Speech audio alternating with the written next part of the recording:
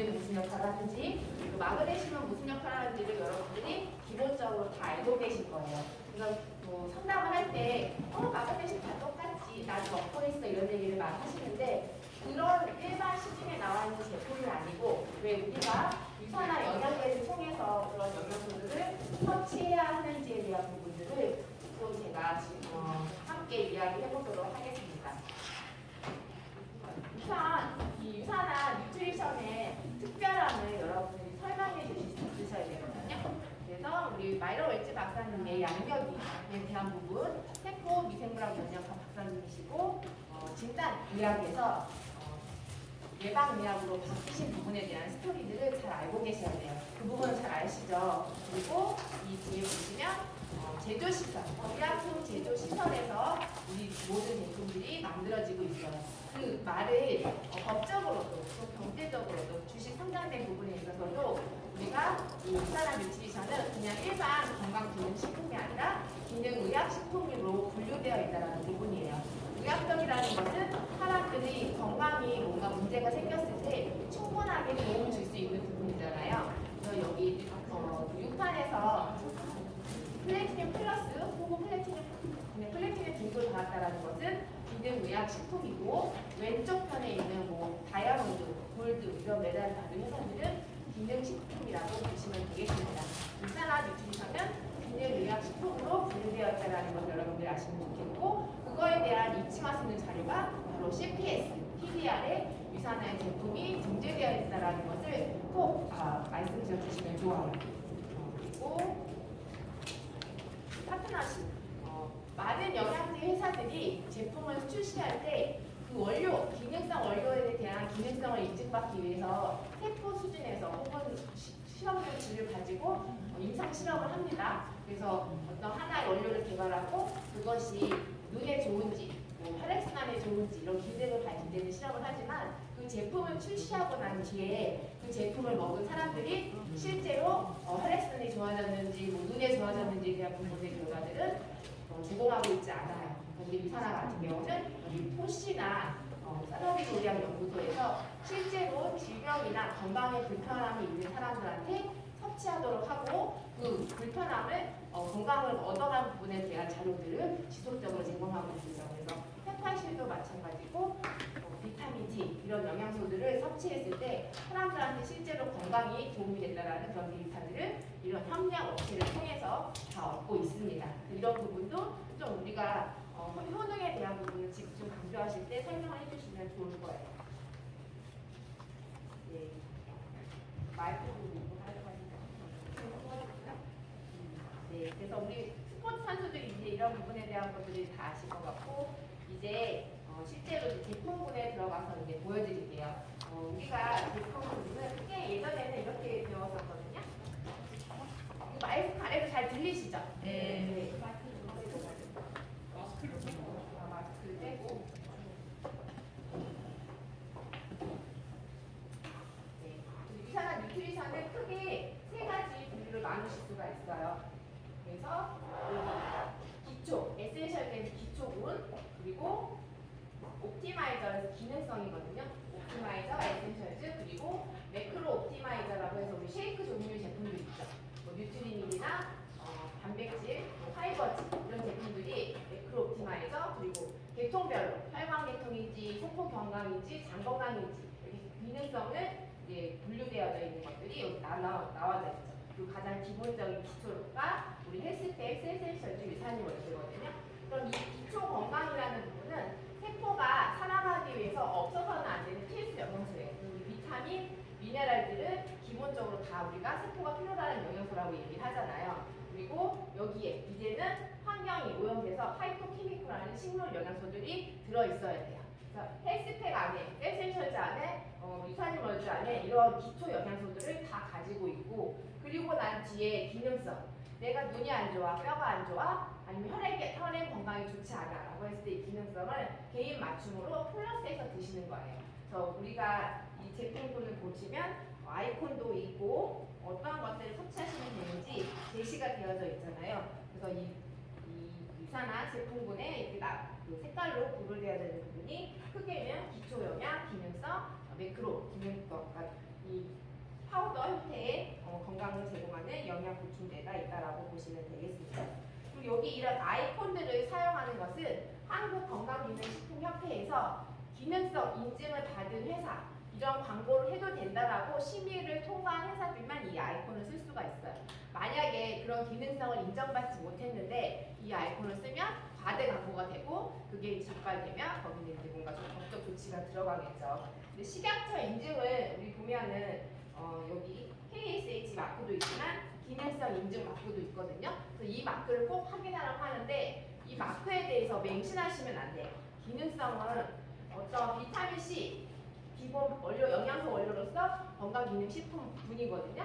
그 비타민 C를 기능성을 인정받았다고 하면 얘를 얼마큼 가지고 있느냐에 따라서 기능성 마크를 주냐 아니냐예요. 최적 권장량 빼고 1일 권장량 기준으로 이 식약처는 마크를 주거든요. 100mg이에요. 지금 100mg 정도가 1일 권장량으로 되어 있는데 이 중에 30% 내가 먹는 영양제 안에 30mg만 들어있어도 식약처 기능 인증을 받습니다. 그러면 엄청 적게 들어있는데도 비타민C가 들어있다는 이유만으로 얘는 비타민C 식약처 기능 인증 마크를 다 받는 거예요. 근데 실제 이걸 먹었을 때 우리 몸의 효능이 그렇게 기대할 수 없다는 거죠. 1일 권장량은 1950년대에 정해져 있는 기준이에요. 그러니까 엄마들이 이렇게 많은 영양소가 많이 들어있는 걸 애들한테 어떻게 먹여요? 특히 유산균 같은 경우에 일반 영양제들에 비해서 함량이 높잖아요. 아이들에 대해서는 되게 조심을 하는 거죠. 어른도 마찬가지니까. 그럼 그렇게 얘기하시면 돼요. 1950년대에 살던 아이들이 먹던 수준으로 질병에 걸리지 않을 정도로 최소한으로 맞춰놓은 그 양만 먹으면서 2020년대를 살아가는 아이들한테 먹이고 싶냐고 그 말씀을 하시면 돼요. 이 1일 권장량은 사람들이 그러면 이렇게 영양 요구량이 많으면 1일 권장량 수치를 올려야 되는 거 아니야? 이런 생각을 하실 수 있잖아요. 만약에 100mg이 기준이었는데 1000mg로 올리면 사람들이 10배 이상의 비타민C를 식품이나 어떤 그 권장으로 혹은 급식 아이들 이제 학교에서 급식 주잖아요. 그런 영양소 요구량에 이만큼 들어있어야 되는 거예요. 이것보다 적게 먹으면 우리 아이들은 평균보다도 적은 양을 먹고 있으니까 국가 차원에서는 이렇게 1일 권장량을 높이면 재정적으로 낭비가 되고 우리나라 사람들은 다 기준량보다 적게 음식을 섭취하는 걸로 판명이 되는 거죠. 그래서 1일 권장량을 높일 수가 없는 거예요. 다 낮은데 이렇게 높여놓으면 이만큼을 맞추기 위해서 국가가 해줘야 되는 일이 엄청 많은 거잖아요. 우리 의료보험을 해주는 것처럼.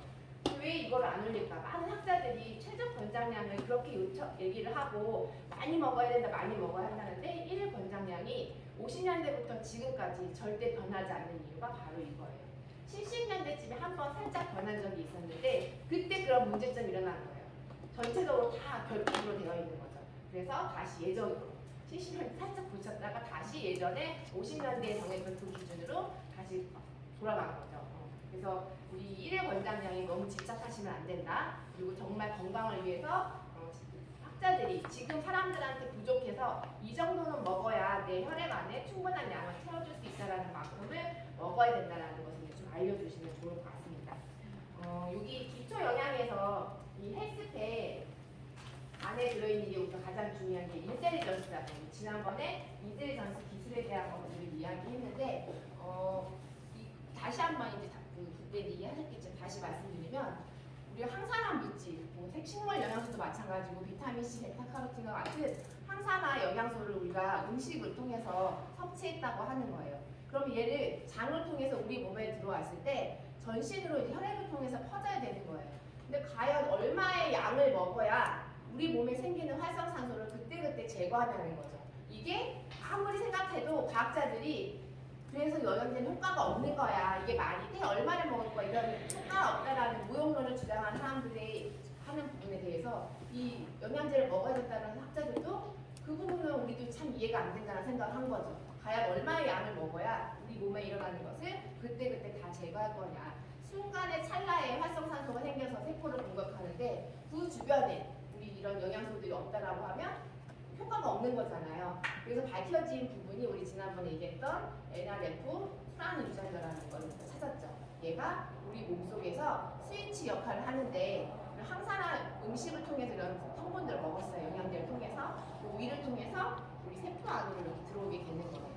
혈액을 통해서 이 세포 안으로 이렇게 들어오면 이 핵이 있고 이 안에 여러 가지 유전자 물질들이 있을 거예요. 이 NRF2가 세포질에 있다가 딱 떨어져 나오면서 예료 위에 떨어져 나오면서 핵 안으로 들어가는 거죠. 그러면 여기 이제 유전자들이 있을 거고 여기에 붙어서 전사를 촉진하는데 어떤 유전자에 맞냐면 우리 몸을 보호하고 재생하고 해독하는 데 관련되어 있는 많은 물질들을 만들어내요라는 얘가 신호 전달 물질로 작용하는 거예요. 그래서 얘는 하나만 먹었지만 이 안에 들어와서 얘가 만들어내는 게 엄청나게 무수하게 많으니까 하나지만 100의 기능, 1000의 기능, 만의 기능을 한다고 하는 거죠. 그러면 설명이 되는 거죠. 얘가 조금 먹어도 세포 안에 들어와서 우리 몸속에 있는 항산화 기능을 하는 다양한 유전 물질들을 발현하도록 만드니까 충분히 우리 몸에 효과가 있겠구나. 그래서 이게 과학자들에서 밝혀졌고 이 사람은 그보다 훨씬 전에 인셀전스라는 과학 기술을 통해서 이 사실을 입증한 거죠. 그리고 헬스팩 안에 들어있는 사실 기존에 우리가 갖고 있는 항산화 영양소도 다 먹고 있었어요. 뭐 커큐민도 들어있고, 뭐 헬스페리딘 들어있고, 뭐 들어있죠. 녹차 추출물, 카제틴 들어있고 하잖아요. 그런 7가지 식물 영양소들이 그 이전 인셀리언스라고 말하기 전 헬스팩 안에도 들어있었어요. 그런데 우리는 그런 게 필요하다는 거 알고 있었지만 이 작용, 어떻게 작용하는지에 대한 부분에서 유산화가 인셀리전스라고 딱 명명을 한 거고 그거에 대한 과학 기술들이 다른 연구자들에 의해서도 지속적으로 만들어지면서 6판에서는 이 부분이 가장 주목되게 연구 자료로서 제시가 되고 있는 거거든요. 우리가 이 부분을 엄청 강력하게 여러분들이 얘기해도 돼요. 특허도 받았죠. 인슐린에 대한 특허. 이 부분이 일반 영양제. 예를 들면 헬스팩에 비타민, 미네랄 14가지와 9가지 미네랄은 뭐가 들어가는지 다 알아요. 그래서 일반 회사들도 그걸 그대로 만들 수 있어요. 얼마큼 넣고 얼마큼 넣고. 여기 지금 표시돼 있잖아요. 우리 유산화 헬스팩에는 얼마큼씩 넣었다고. 그리고 이걸 따라서 만들면 되잖아요. 헬스팩이 그렇게 대단해서 메디컬 상도 받고 건강기능식품 상도 받았으면 따라하면 되잖아요. 우리 무슨 드라마 같은 거 인기 있으면 똑같은 거 다른 방송들 사는데 왜 헬스팩에 짝퉁 헬스팩은 안 나오냐는 거죠. 대부분의 회사들은 사람들의 건강을 진짜 원해서 뭔가 영양제를 만드는 게 아니라 이익을 남기는 거예요. 판매율을 높이는 거예요. 그리고 조금만 넣고 흉내만 내서 나한테 이익이 많이 남아야 되는데 그렇게 많이 이렇게 유산화처럼 많이 집어넣으면 본인들한테 가는 이득이 줄어들 수밖에 없는 거죠. 저는 그 얘기도 많이 해요. 왜 이렇게 대놓고 좋은 제품이라고 알려주고 있는데 똑같이 만드는 회사들이 없냐. 실제 240여 개의 우리나라 국내 업체들이 수입 업체들도 있고 그 회사들 종합 비타민을 판매하고 있습니다. 근데 대부분 3가지 이상 비타민 뭐 2개, 미네랄 하나 이렇게 해서 3가지 이상의 성분만 담고 있으면 이름을 종합 비타민이라고 판매할 수 있어요. 우리나라 식약처 법이 그래요. 그 사람들이 나도 종합 비타민 먹고 있어. 근데 거기에 3개밖에 안 들어있고 10가지밖에 안 들어있는 거예요. 비타민 다 들어있고 미네랄도 들어있고 이거를 23종을 다 먹으라고 학자들이 이야기하고 있는데 왜 그들은 3가지만 넣고 10가지만 넣느냐는 거죠. 가장 유행하는 영양소들 몇 가지를 집어넣고 내가 배합하고 싶은 대로 양념해서 제품을 출시하는 거예요. 그럼 왜 그렇게 막 만들어도 되느냐. 이런 영양소들에 대해서는 부작용이 하나도 없어요. 그러니까 막 만들고 막 판매해도 문제가 되어지지 않으니까 그냥 섞고 싶은 대로 섞어요. 근데 우리 영양소에서 우리 서플리먼트를 보면 비타민 A 그리고 철분에 대해서는 특별히 주의를 해라 하는 거잖아요. 그 제품들을 다 분석해보면 쓸잘데기 없이 얘를 엄청 많이 넣은 회사들이 있어요. 여기다가 왜 돈을 안 아꼈는지 모르겠어요. 또 얘를 또 무지 많이 넣었어요. 정말 넣어야 될 것들을 넣지 않고. 이런 회사들의 그 성분들을 다 조사해보면 이 헬스팩의 가치를 넘어서는 애들이 없다라는 거. 이 22종을 다 가지고 있는 회사들도 없고 거기에 식물 영양소를 이렇게 고함량으로 넣어서 인셀리전스 기술을 느낄 수 있도록 우리 세포 안에 항산화 기능을 충분히 끌어올릴 수 있는 영양소가 없다라는 거죠. 그러니까 독보적인 거예요. 사람들이 먹고 있어라고 얘기했을 때 어떤 비교를 해주시면 함량을 비교해 주시면 돼요. 우리 여기 헬스팩 뒤에 보면 얼마큼 들어있는지 나와 있잖아요. 사람들이 1일 권장량에 비해서 1000%고 4000%라니까 놀래요. 근데 이렇게 넣어야 하는 이유가 있다는 거죠. 이유는 생체 이용률을 높이기 위해서. 생체 이용률은 우리가 막 먹었으면 세포 안으로 쏙쏙 집어넣어줘야 돼요. 그래서 얘네가 어떤 거 작용에 쓰여야 되는데 일단 세포 안으로 들어가지도 않는 영양소들이 무슨 기능을 하냐는 거죠. 다 들어가겠지. 어쨌든 먹었으니까. 그렇지 않다라는 거예요. 이 세포는 아무 성분들을 다 마음대로 들어올 수가 없어요. 이온을 뜨지 않는 물과 같은 중성의 성질은 작은 입자이기 때문에 세포를 들락날락 해요. 그런데 이온을 뜨는 거, 우리 미네랄 같은 경우는 이온화가 되거든요. 전하를 띄고 있어. 그럼 걔네들은 들어올 때 통로가 있어요. 채널. 여기 하나가 들어가면 다른 애가 나와서 안과 세포 안과 밖에 균형이 맞아야 되거든요. 우리 마그네슘, 칼슘 항상 같이 먹으라 하는 이유가 둘이 짝꿍이라고 하잖아요. 손잡고 다니는 게 아니라 반대 기능을 하는 거예요. 칼슘이 밖으로 나가면 마그네슘 하나가 들어가야 되고 마그네슘이 나오면 칼슘이 하나 들어가야 되고 이 균형이 잘 맞아야만 우리 생체 이용률이 최대로 높아지는데 그냥 칼슘 많이 넣고 싶으니까 많이 넣고 뭐 마그네슘 따로 하고 이런 것들은 어떤 이런 영양이 우리 몸에서 어떻게 쓰이는지에 대해서 잘 알지 못하고 한 거예요. 그러니 당연히 생체 이용률이 떨어질 수밖에 없고 아무리 고함량으로 우리 칼슘 엄청 많이 들어있어, 마그네슘 엄청 많이 들어있어, 뭐 아연도 진짜 많아 해봤자 균형이 맞지 않으면 우리 몸에 쓰이는 생체 이용률은 낮을 수밖에 없다.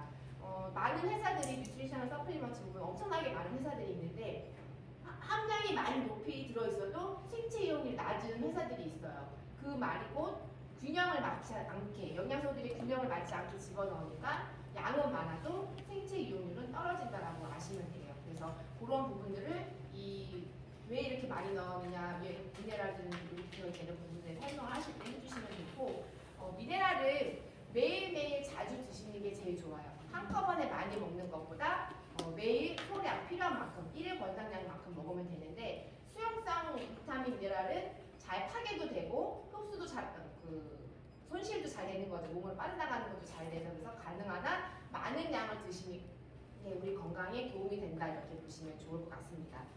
우리 기초 영양에서는 영양소 하나하나의 기능보다 우리가 비교해 줄 수 있는 부분에 대해서 이제 말씀을 드렸고 우리 유산균 멀지에는 하나가 안 들어있는 게 영양소가 있고 SPF과 다르게 비타민 A가 없어요. 그래서 우리 아직 간 기능이 정상적으로 잘 되지 않은 아이들에게는 비타민 A를 주지 않고 부족한 아이들에 대해서는 따로 이제 섭취할 수 있도록 도와주시면 됩니다. 그 다음 보면 항산화 면역 건강이 있거든요. 이 빨간색은 우리가 혈행 건강, 혈관 건강 이렇게 얘기를 하죠. 왜 프로라바노 C300과 코키노 30이 혈행 건강에 관련이 있을까? 딱 생각했을 때 오메가3가 혈액순환에 좋으니까 혈관 건강이 있을 것 같잖아요. 근데 우리 혈관의 가장 나쁜 애는 중성지방 콜레스테롤이 아니에요. 중성지방 콜레스테롤은 각자 자기 할 역할이 있기 때문에 혈액을 떠돌아다니고 일을 합니다. 뭐가 문제냐면 산화가 문제예요. 우리 혈관이 이렇게 있어요. 그리고 혈관 옆에는 림프관이라는 게 있고 혈관이 있고 그 주변에 우리 신경 전달해제잖아요. 이 신경관 세 개가 우리 몸을 정말 이렇게 내초를 형성하면서 막 퍼져나가고 있거든요. 그러면 이 지방이 너무 많아지면 림프관으로 이동을 해요. 여기가 꽉 차면 이제 어우덕거리지 못하니까 림프 부족이 생기기도 하고 이런 운동을 하거나 했을 때는 이 림프관에서 피부 바깥으로 밀어냅니다. 땀과 함께. 그래서 운동을 많이 하면 체지방을 막 불태워가지고 살이 빠지는 것보다는 이렇게 땀으로 배출되어져 있는 속에 이런 림프관에 쌓여있던 지방들이 배출해지는 경우도 있습니다. 그래서 어쨌든 혈관에 중성지방과 콜레스테롤이 막 떠돌아다니는데 얘네들은 사람들이 이렇게 기름 있잖아요. 포화지방 이렇게 딱딱하게 굳으니까 몸속에서도 이렇게 하얗게 굳을 거라고 생각해요. 근데 우리 몸은 36.5도잖아요. 체온 낮으신 분도 36도 되는데 그 상태에서는 얘네도 액체예요. 고체가 되지 않아요. 그러면 얘네들이 언제 고체가 되냐면 산화. 활성산소에 의해서 이게 산화가 되면 우리 프라이팬 쓰고 안 닦으면 시간 지나면 끈적끈적하게 되죠. 산화된 기름은 끈적거리고 그 안에 발암성 물질도 만들어지겠죠. 이 끈적해지니까 자기네들끼리 들러붙어서 덩치가 커지고 여기 들러붙으면 이제 혈관이 막혀버리는 상황이 되겠죠. 또 하나는 이렇게 지방이 산화돼서 혈관 벽에 이렇게 달라붙었을 때 이 내피, 혈관에 있는 내피가 있거든요. 이 안쪽으로 얘네들이 이렇게 들어가요. 그럼 혈관 안쪽에 면역세포들이 있는데 얘네들이 이 지방이 우리 몸에 그렇게 좋지 않을 거 아니에요? 삼켜요. 그걸 먹어. 산화된 지방들을 먹어서 어떻게 바뀌냐면 이름이 거품세포라는 걸로 바뀐다고 해요. 그럼 이 거품세포들이 덩치가 엄청 커지면 불어서 내벽이 이렇게 올라오는 거야. 올라오다가 내벽이 번지지 못해서 빵 터지면 출혈이 일어나는 거죠. 혈관 출혈, 심장에서 생기면 출혈이 오는 거고 뇌에서는 뇌출혈이 오는 거고 이게 터지진 않았지만 양쪽에서 같이 돼서 이게 막혀버렸어. 그러면 경색이 오는 거죠. 심근경색이 오는 게. 그리고 이 빵 터졌는데 이 쪼가리들이 혈액을 따라서 돌아다니면서 뇌 같은 경우는 혈관이 가늘고 엄청 복잡하고 많아요. 그 혈관 벽도 얇고 그 사이에 가서 얘네들이 끼어버리면 뇌경색이 잘 오는 거예요. 그리고 요즘에는 혈관이 뒤엉켜서 두통이 오거나 뒤엉키고 막 혈액이 이제 통하지 않으면 그걸로 인해서 이제 또 뇌경색이 오는 경우도 많거든요. 어른들만 오는 게 아니라 요즘 아이들한테서도 혈관 기형이 굉장히 많이 생기고 있습니다. 그만큼 혈관벽이 약해지고 있고 혈관벽뿐만 아니라 세포벽이 다 약해져서 보시면 되거든요.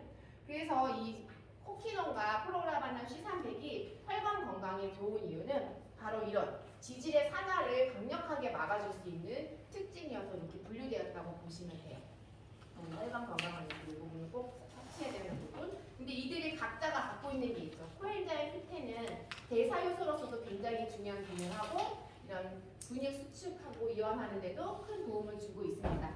혈압이 정상적이지 않은 저혈압이나 고혈압이나 정상 혈압을 가져가는 데도 도움을 주실 수가 있고 특히 심장에서 빈맥, 서맥, 부정맥 이렇게 해서 근육 운동하는 게 원활하지 못하신 분들이 또 코키논을 드시면 도움을 받으실 수가 있어요.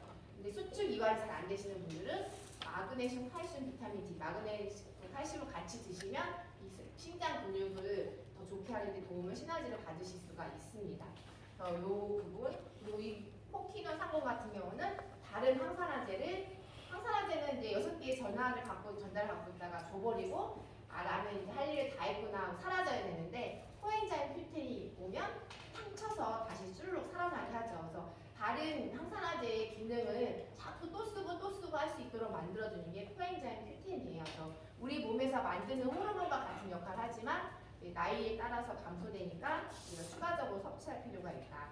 그리고 이 프로라바논 C300의 이 포도씨 추출물이 강력한 항산화 기능뿐만 아니라 폴리페놀계로 우리 뇌를 뚫고 갈 수 있는 성분이에요. 뇌는 아주 중요한 우리 몸에서 어떻게 보면 중요한 신체 기관이잖아요. 그래서 함부로 아무거나 못 들어가요. 지질로 구성되어져 있기도 하고 BBB라고 해서 혈관하고 뇌하고 막는 장벽 같은 게 있어요. 그래서 우리가 무슨 색깔이 있는 잉크 같은 거를 몸에다가 주입을 해서 혈관이 이렇게 돌아가는 거 보면 온몸은 다 파랗게 바뀌지만 뇌는 파란색이 없어요. 그만큼 뭔가 혈액을 통해서 들어오는 물질에 대해서 방어하는 기능이 엄청 크다라는 거거든요. 그럼 얘를 뚫고 뇌 안으로 들어가서 뇌에 손상받은 것을 복구하고 항산화 기능을 하고 여러 가지 영양소를 주려고 하면 이걸 뚫고 지나가야 되잖아요. 그 뚫는 힘이 가장 강한 애가 바로 이 폴리페놀, 포도씨 추출물인 거예요. 그래서 이 뇌의 기능이 이제 이상이 있으신 분들 포도씨 추출물 1300이 도움 많이 되시고 그리고 비타민 E 여기서 이제 하나 설명 빠졌는데 이 비타민 E 뒤에 E 프라임으로 나오겠지만 이 비타민 E가 여기 혈관 내피에서 산화되는 지질이 산화되는 것을 막아줘요. 우리 세포가 있으면 이 세포막에 비타민 E는 세포막이 존재하거든요. 얘 옆에 껴있다가 활성산소가 손상시키면 바로 복구하고 손상받은 바로 복구하는 일을 비타민 E가 해요. 그래서 요즘 학자들은 심혈관계 질환에 가장 중요한 영양소가 비타민 E라고 또 이야기합니다. 이 비타민 E도 지용성이잖아요. 그래서 이 BBB를 잘 뚫고 들어갈 수가 있습니다. 비타민 E 자체도 항산화 기능을 가지고 있고 세포 재생하는 능력이 있잖아요. 그래서 뇌 건강에 이 비타민 E, 포도씨 추출물이 들어있는 프로라바논 C300이 강력하게 큰 도움을 드릴 수가 있습니다. 우리 여기 혈관 관련돼서는 제가 꼭 말씀드리고 싶었던 부분이 이 항산화가 왜 중요한지 많은 분들이 콜레스테롤 수치만 따지고 있는데 콜레스테롤이 우리 몸에 올라가는 것은 식품을 통해서 올라가는 게 아니라 간에서 만드는 거예요. 내 몸이 콜레스테롤 필요한 분이 많은 거죠. 몸속 어딘가에 눈에 보이진 않지만 손상된 부분이 있으면 거기 가서 세포를 다시 만드는 재료가 되어지기 때문에 콜레스테롤 수치가 올라갈 수 있어요. 근데 이게 지속적으로 되어진다라고 하면 이 간에서 만들까 말까 이런 결정하는 부분에서 이제 다른 기능이 떨어지는 거죠. 그래서 간 기능을 회복시키는 게 콜레스테롤 수치를 조절하는 데 중요한 기능이죠. 그리고 이미 중성지방이 혈액에 많이 떨어져서 돌아다니고 있다. 그러면 우리가 중성지방을 붙잡고 몸 밖으로 배출해낼 수 있는 게 오메가3 제품이잖아요. 그런 것들도 추천해 주시면 됩니다. 그런데 뒤에 세포 면역 기능으로 프로글루카민이라는 게 나오거든요. 저는 요즘 그 백신 맞지 말고 프로글루카민 드셔야 된다는 얘기 하거든요. 이 프로글루카민 엄청 대단한 성분입니다. 여러분들 프로글루카민 잘 드시나요? 네. C300 드시는 분들은 굉장히 많은데 이 글루카민을 그렇게 많이 이용하지 않는 것 같아요. 이 베스트셀러 5에 안 들어가 있거든요. 그 프로글루카민은 말 그대로 면역력을 증식시키는데 가장 중요한 성분이 베타글루칸이에요. 다 아시죠? 네. 그래서 여기 효모에서 추출한 베타글루칸인데 버섯에 굉장히 많아요.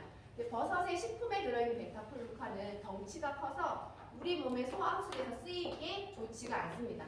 그래서 이런 것들을 우리는 베타글루칸을 얻기 위해서 효모를 이제 파쇄해서 이제 글루칸을 얻게 되는데 얘는 어떤 역할을 하냐면 면역세포를 면역세포 1회라는 신호예요.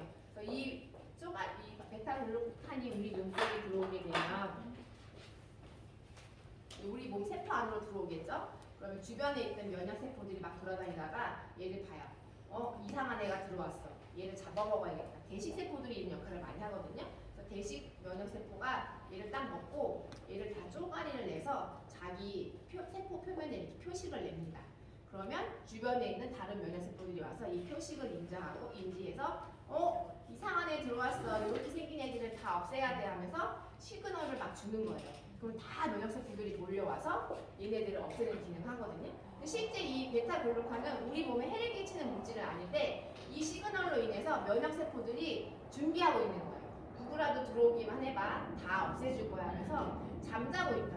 우리 몸은 항상성을 유지에 대해서 건강한 상태면 면역세포를 일정 수준으로 만들어요. 근데 뭔가 세균이 들어오면 팍 올려야 되잖아요. 그걸 빠르게 속도 있게 그쪽으로 가야 되는 것도 있고 양도 갑자기 빠르게 만들어야 되고 얘네들이 기능이 좋아야 되잖아요. 이 세 가지를 다 가져야 되는데 프로글루카민 하나에 이걸 다 하고 있어요. 속도 양을 올려주는데 아연이 들어있거든요. 세포 분열 면역세포를 막 빠르게 증식해 하는데 아연이 기능을 하는 거예요. 그리고 이 속도 기능성 하는데 이 베타글루칸이 성분이 이런 것들을 도와줘요. 그리고 영지버섯 추출물, 표고버섯 추출물이 들어있잖아요. 혈액순환 엄청 많이 해주고 항암 작용을 하는 기능도 있지만 속도를 높여주는 거예요. 이 하나를 먹음으로 인해서 면역 기능으로서 가져야 할 부분이 다 있는 거죠. 영상 같은 거 보시면 똑같은 NK세포인데 어떤 NK세포는 있기는 많아. 근데 움직임이 없어요. 옆에 바이러스나 암세포가 있는데도 쫓아가지 않고 가만히 기다리고 있는 거예요. 또 어떤 NK세포는 막 다니면서 얘네들을 다 잡는 걸 하는 거죠. 이런 기능성과 활동성을 가지고 있는 애들을 하려면 이런 베타글루칸처럼 얘들아 지금 몸이 안 좋은 상태가 되니까 움직여라고 신호를 보내는 물질이 있어야 되는 거죠. 그게 바로 이 베타글루칸이 해주는 거예요. 그래서 여러분들이 프로글루카민을 설명하실 때 우리 지금 코로나 백신 맞아도 6개월 지나면 아무 일도 없는 것처럼 백신 효과가 없어진다고 하잖아요. 얘는 1년 365일 우리가 매일 하루 2종 섭취하면 우리 몸에 백신 맞은 것처럼 면역세포를 높여줄 수 있는 기능을 한다. 우리 오메가 많이 여러분들이 요즘 RTG 오메가 때문에 수모를 겪고 계시죠? RTG가 좋다, 가장 순도가 높다, 흡수율이 좋다. 순도와 흡수율 할 때 우리가 50이었는데 100으로 가거나 50이었는데 80으로 가면 흡수율 높아졌다고 말할 수 있잖아요. 근데 50%인데 52, 53% 늘어난 거 흡수율 높아졌다고 말할 수 있어요? 근데 그거를 조금이라도 올라갔다라는 이유만으로 과대 광고죠. 마케팅. 이 에탄올 가지고 추출했어. 우리 원래 예전에 TG형은 이를 생산을 하면 포화지방하고 불포화지방 섞여 있는 기름을 우리가 먹었단 말이에요. 그러면 포화지방을 먹으면 안 되는 사람한테는 불편함이 있으니까 새로운 기술법으로 우리 유산화는 2형이거든요. 그래서 에탄올을 가지고 그 포화지방을 녹여서 빼낸 거예요. 그래서 순수한 불포화지방산만 가져갔는데 이 에탄올 같은 물질들이 남아있을 수 있다. 그래서 이것도 완전 제거한 게 RTG 공법인 거거든요. 그래서 우리는 순수하게 불포화 지방산이 오메가만 가지고 있다라고 얘기하고 얘가 우리 장에서 흡수하는 부분이 훨씬 높다라고 하는 거죠. RTG가. 근데 그 비율이 큰 차이가 없는 거예요. 그럼 엄청난 차이가 있으면 유산화도 RTG 공법을 통해서 이걸 만들었겠죠. 그것보다 더 중요한 게 진짜 오메가3가 파괴되지 않고 활성을 띠는 아이가 들어있는지 안 들어있는지가 중요한 거예요. 먹었는데 1000mg 들어있는데 식용유 들어있고 오메가는 조금 들어있는 경우도 있죠. 그거 누가 증명해줘?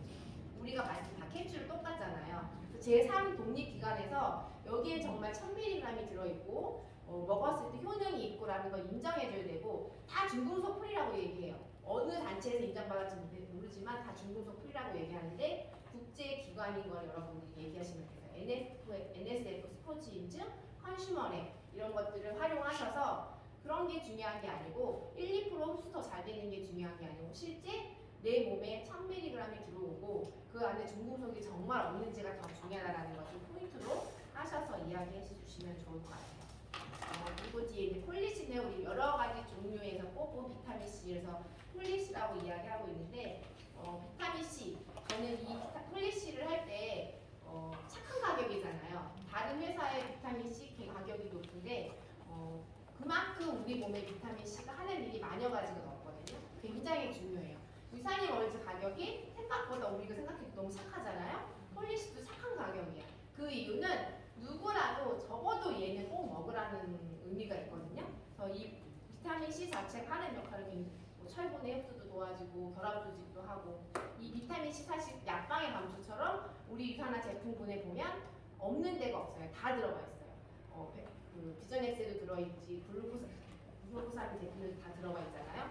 그만큼 얘가 곳곳에서 하는 역할이 많다라는 걸 이제 알고 계시면 좋겠고 작용 시점이 다르다. 그래서 비타민 C 천연으로 먹어야 되는 부분이 생체에서 활성하는 게 합성도 기능을 하지만 합성은 1시간에서 2시간 정도에 우리 몸에 머물다가 이제 바깥으로 빠져나가거나 이제 분해가 되어버려요. 근데 우리 일반 비타민 C 같은 경우에 하나 정도의 비타민 C를 추출했다고 하면 보통 약 4시간에서 6시간 정도 우리 생체에서 쓰인다고 하거든요. 근데 우리 폴리시는 12시간 지속된다라고 하는 게 이 작용 타입이 다른 거예요. 여러 가지 비타민 C가 들어있는데 얘네가 우리 몸에 들어와서 대사돼서 비타민 C 형태로 활용을 할 때 작용 시점이 다른 거죠. 대사돼서 비타민 C로 쫙 나오는 시점이 다른 거예요. 어떤 애는 여기서 비타민 C 역할을 하고 어떤 애는 2타임 하니까 총 합치면 12시간 정도 혈액 내에 비타민 C가 쭉 기능을 하고 있다는 부분이에요. 또 이 비타민 C하고 관련해서 중요한 부분이 혈액 내 영양소의 농도가 높게 있는 게 중요하거든요. 비타민 C를 먹었는데 나 먹었는데 하나도 없어. 이런 사람이 있을 수 있잖아요.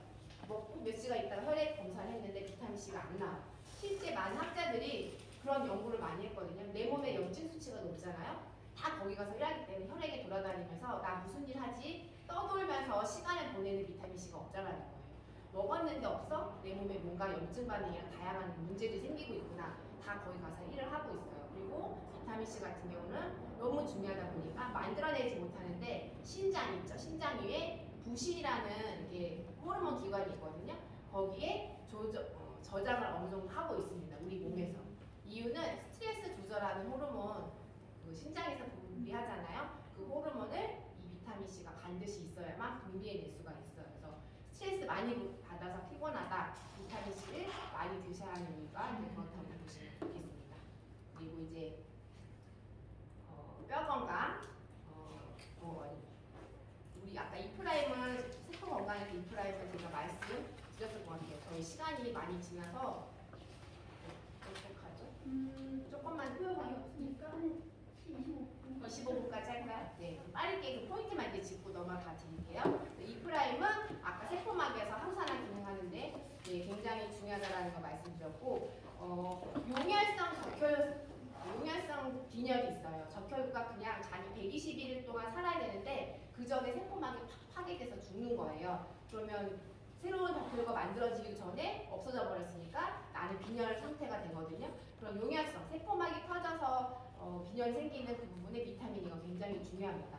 그래서 비타민 D 결핍 시 세포막을 탄탄하게 유지하지 못하니까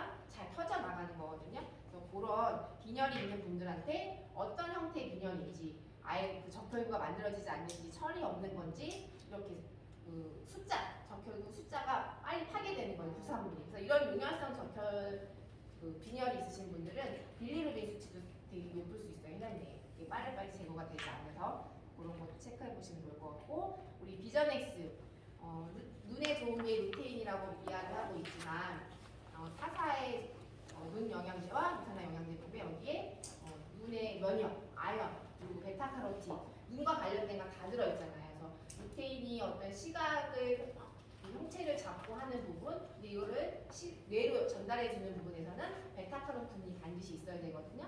따로따로가 아니라 눈 건강에 필요한 것들을 종합적으로 담아놓는 게 유산화가 포뮬러가 좋은 거예요.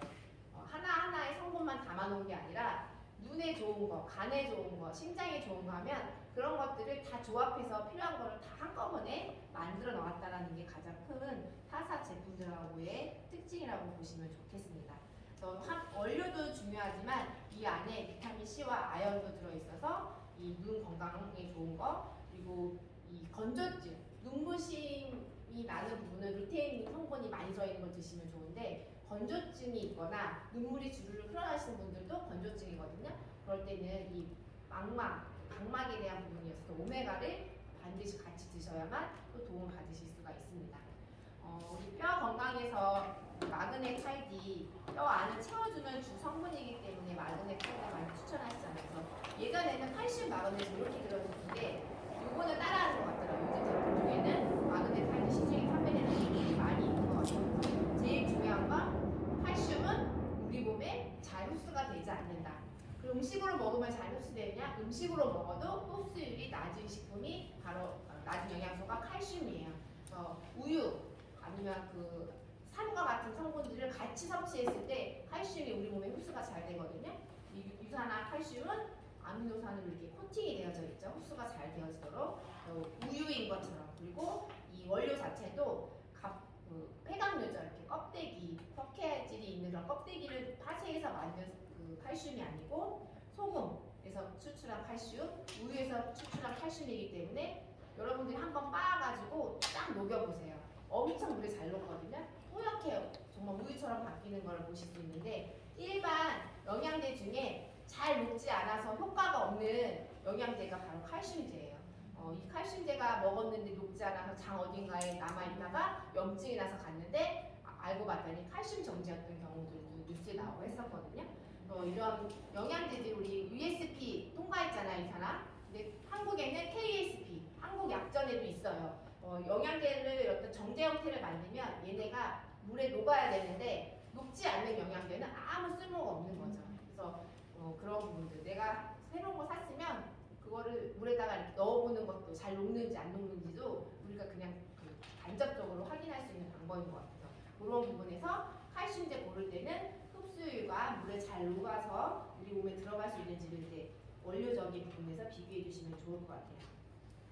그리고 우리 글루코삼이 너무 좋다 이런 얘기도 있고 하는데 가장 중요한 거는 이 관절 부위에 이 글루코사민이 들어가줘야 되잖아요. 우리가 기술력을 갖고 있죠. 메리바 기술. 그 기술은 메리바는 작은 식물성 지방층이에요. 식물성 지방 주머니가 있고 여기 이제 우리 커큐민도 들어있고 글루코사민도 들어있고 비타민C도 들어있는 거예요.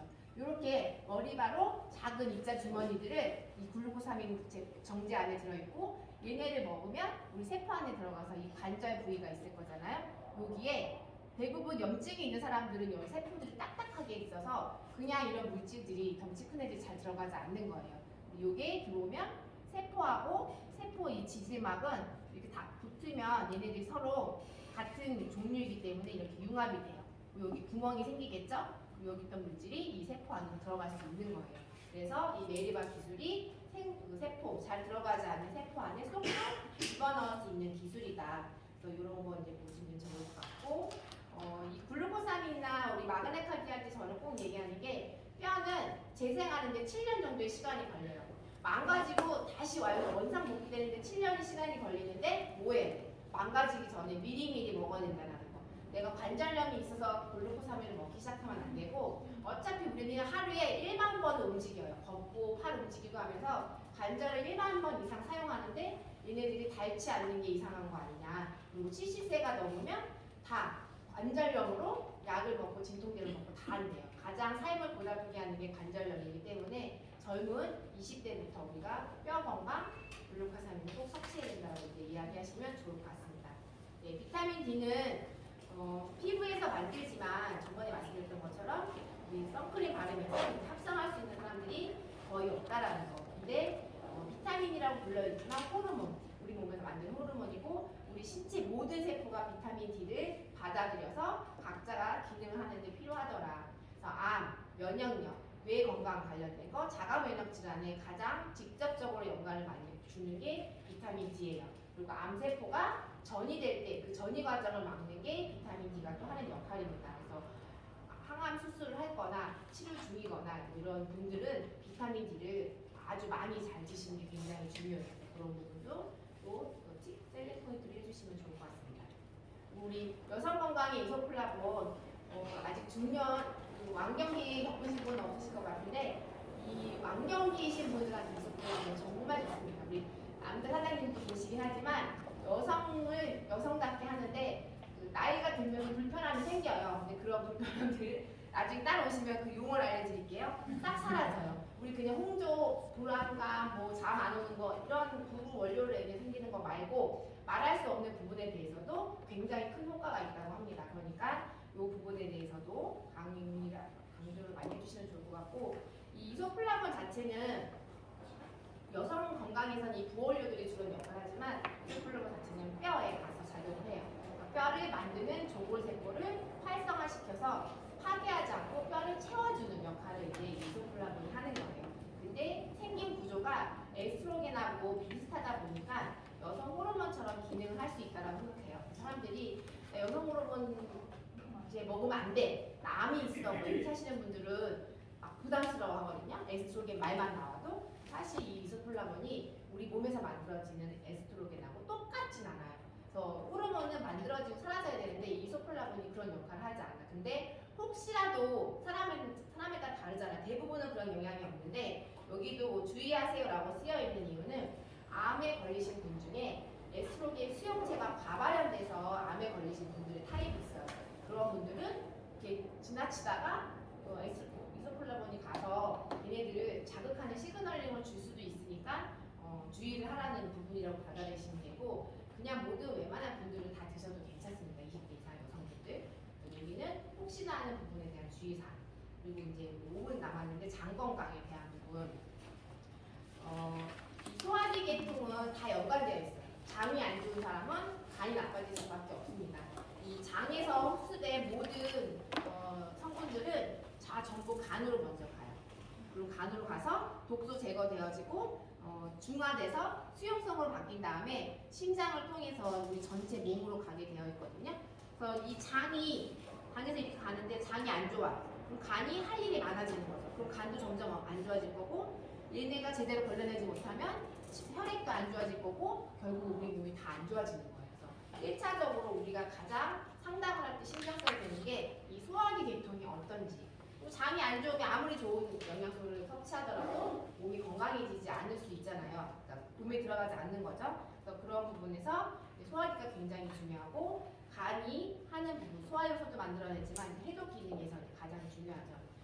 많은 분들이 술, 담배 안 하니까 나 햇팥을 안 먹어도 돼요. 하지만 모든 여성들이 술 마시는 남성보다 간이 더 필요합니다.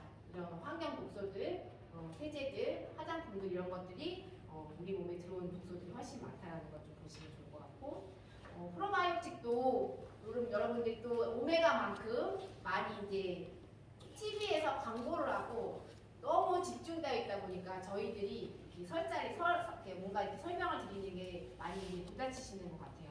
근데 이 프로바이오틱은 다 아시는 것처럼 균주가 중요한데 지금 제일 많이 이제 부딪히는 게 모유유래, 여성질 유래 이렇게 해서 어딘가에서 추출한 유산균이다. 그래서 기능성을 인증받았다라고 이제 이야기하잖아요. 근데 우리 이산아이는 이 두 아이들도 모유에서 있는 락토바실러스 종류 중에 하나예요. 그럼 모유 유래 똑같죠? 그리고 질 건강을 위해서 만드는 유산균주랑 같은 기능을 다 합니다. 이 균주 두 종류를 유산화가 선택한 이유가 있을 거 아니에요.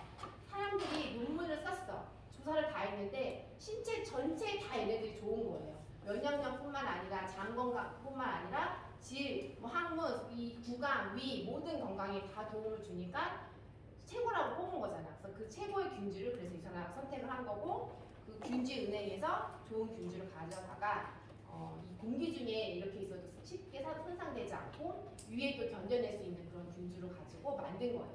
이 균주를 유산화가 개발한 게 아니고 이미 수십 년 동안 연구되어 준 것 중에 가장 좋다라는 걸 두 개를 선정한 거죠. 그럼 나머지 다른 사회사에서 만든 것들은 그들이 생각하기에 그게 제일 좋은 거지만 얘네들을 앞서지 못한다는 거죠. 그래서 유산에 강해야 되는 거 그리고 장에 잘 달라붙어서 서식할 수 있는 그런 균주의 특징을 가지고 있는 게 이 프로바이오틱이에요. 근데 결국은 먹어보고 좋았냐 안 좋았냐인데 프로바이오틱을 드시면 우리 헬리코박터균 없앤다 이런데 진짜 없앨까잖아요. 없애요. 왜냐면 헬리코박터가 있어. 그래서 병원에서 약을 처방받아요. 그 항생제를. 한 분이 하나를 먹으니 너무 이제 후유증이 커서 안 먹고 프로바이오틱 계속 먹었어요. 일주일 있다가 이제 가서 검사를 다시 하는데 하나도 없어졌어요. 그럼 헬리코박터가 죽인다라는 거잖아요. 그래서 우리 유산균은 입에서 가글림부터 해야 돼요. 입안에 있는 세균부터 없애고 칩도 지나고 위 지나고 항문까지 쫙 연결될 수 있도록 이걸 섭취하는 방법에서 그렇게 드시는 게 굉장히 중요한 거죠. 그래서 물하고 와인을 넣고 각을 하면서 천천히 이렇게 지나가게 드시는 게 좋습니다. 그리고 요즘 크론병과 같이 장 질환에 있는 사람들이 굉장히 많거든요. 근데 최근 사례 중에 일주일이 뭐다하고 이제 혈사병이 나서 병원 응급실에 실려가시는 분이었는데 정말 많은 방법을 다 썼대요. 안 된대요. 그냥 신호가 오면 병원을 그냥 가는 사람이었는데 우리 프로바이오틱 하루 3포씩 아침, 점심, 저녁 드시고 하루가 지나고 이틀째 세상에서 처음으로 자기의 변이 그렇게 예쁘구나라는 걸 느꼈다고 했어요. 그리고 한 달 뒤 그렇게 3포씩 한 달을 드시고 갔는데 대장 뒤쪽에 12cm 정도 시커맸던 부분이 있었는데 그게 다시 선홍빛으로 바뀌었다고 합니다.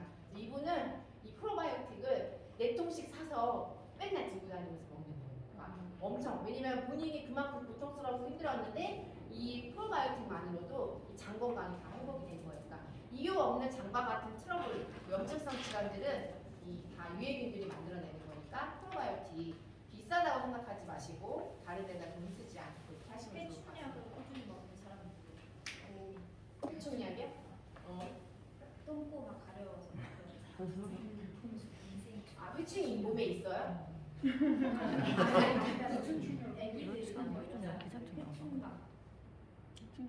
근데 요즘은 옛날에는 그 왜 TV를 그 사람 인분을 주니까 회충이 많이 있는데 지금은 다 농약을 줘서 있어. 근데 1년에 한 번만 먹으면 회충약이 6개월에 한 번씩 먹잖아. 네, 근데 이 회충은 장에도 살고 있지만 우리 신체 기관에 살고 있는 아이들이라서 똥꼬로 막 기어 나오고. 진짜 그 아이도 정말 심각해. 회충약을 따로 먹어야 될 것 같습니다. 근데 물론 장이 튼튼해지면 이제 그런 부분에 대한 면역력도 생길 것 같아요. 왜냐면 면역 물질이 나오면 이제 회충들도 이제 없앨 수 있는 상황이니까. 근데 그렇게 이렇게 나올 정도면 회충약을 통해서 몸 밖으로 빨리 배출해 주시는 게 좋을 것 같긴 해요. 근데 그 아이 식습관을 좀 봐야 될 것 같아요. 그래서 뒤에 다이어트 관련된 이 매크로 옵티마이저에 대한 부분은 다음 시간 뒤에 있을 때 다이어트는 왜 유산화가 최고인지 한번 알려드리도록 하겠습니다.